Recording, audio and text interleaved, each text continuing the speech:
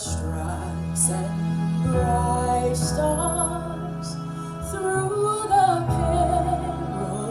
perilous flight, o'er the ramparts we watch were so gallantly streaming, and the rockets red glare, the bombs bursting in air, gave proof through the night that our flag was still there.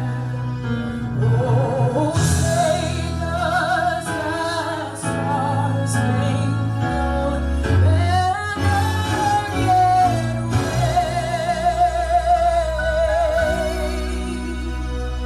o'er the land of the free and the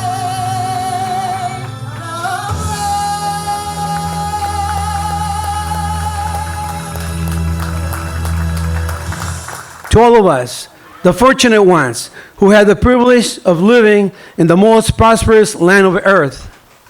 These things we Americans call constitutional rights today are in reality gifts. Gifts given to us by brave American soldiers purchased in blood. I just want to say that I'm honored to be part of a city that shows so much gratitude to people in service, and especially them that never made it home. We come together today on Memorial Day to remember and honor the services and the sacrifices of our fallen protectors. All over the world, from Normandy to Korea to Vietnam, in operations in eastern Afghanistan, Europe, Africa, and the Middle East, America's sons and daughters have shed blood and given their lives in the fight for freedom and the spread of democracy. As Lincoln said at Gettysburg, it is for us, the living, to be dedicated to the unfinished work which with the fighters nobly advanced. That unfinished work is the guarantee of freedom and justice for every person in the United States. We celebrate Armed Forces Day, which is the second Saturday in May, and it honors those who currently wear the uniform. Then we have Veterans Day on November the 11th, and we recognize those that used to wear the uniform. And then we have Memorial Day, which is on the last Monday of May, and it is a time to reflect and remember the men and women who never made it out of uniform.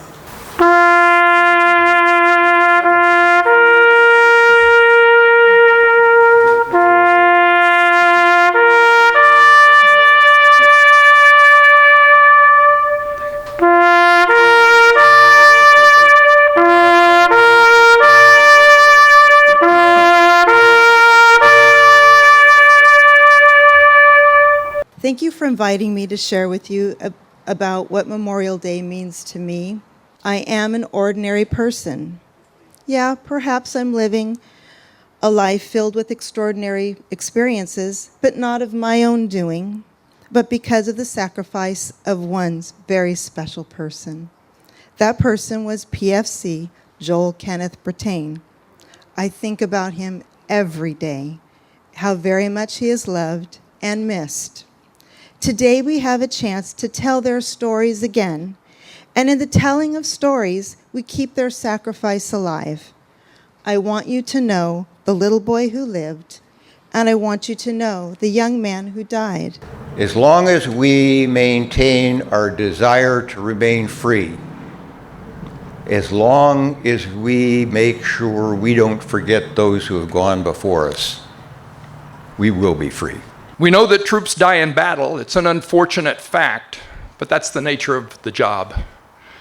Countless men and women have sacrificed themselves to protect their fellow service members, their friends, and family back home, and the lifestyle that we enjoy here in the U.S. And isn't it a wonderful lifestyle? Battle crosses were created to honor the fallen. A pair of boots, a helmet, a rifle, and some identification. There's something eerily symbolically beautiful about the battle cross, composing the core components of a troop who can no longer carry or wear those items. My name's Richard Crow. I'm with Hawaiian Gardens VFW Post 7243, and I'm going to explain the meaning of the items on this special table. The table is round to show our everlasting concern for our missing men. The tablecloth is white, symbolizing the purity of their motives when answering the call to duty. The single red rose, displayed in a vase, reminds us of the life of each of the missing and their loved ones and friends, of these Americans who keep the faith, awaiting answers. The vase is tied with a red ribbon, symbol of our continued determination to account for our missing. A slice of lemon on the bread plate is to remind us of the bitter fate of those captured and missing in a foreign land. A pinch of salt symbolized the tears endured by those missing and their families who seek answers.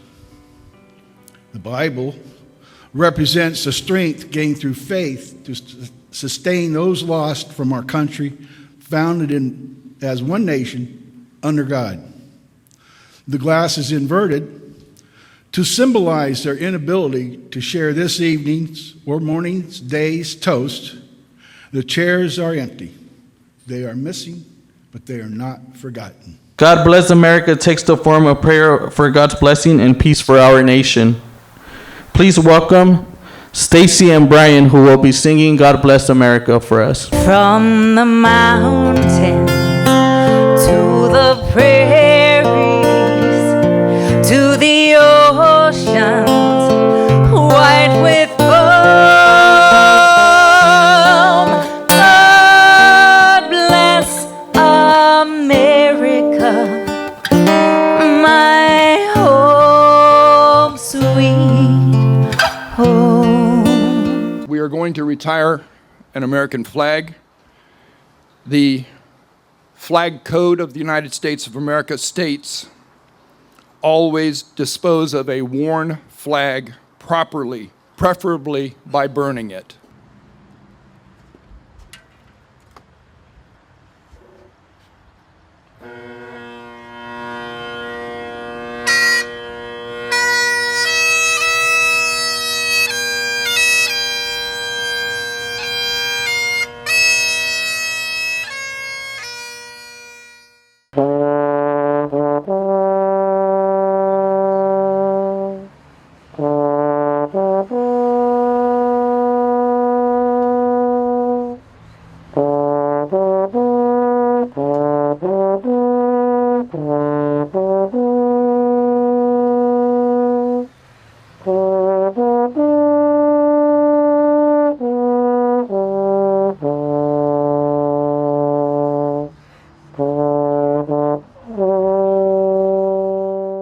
As our nation pauses today to remember those in this military who have given their lives for freedoms we enjoy, we pray that you would have us all look to you for strength, comfort, and guidance.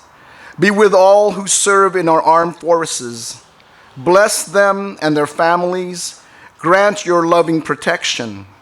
Let peace prevail among all the nations, O God.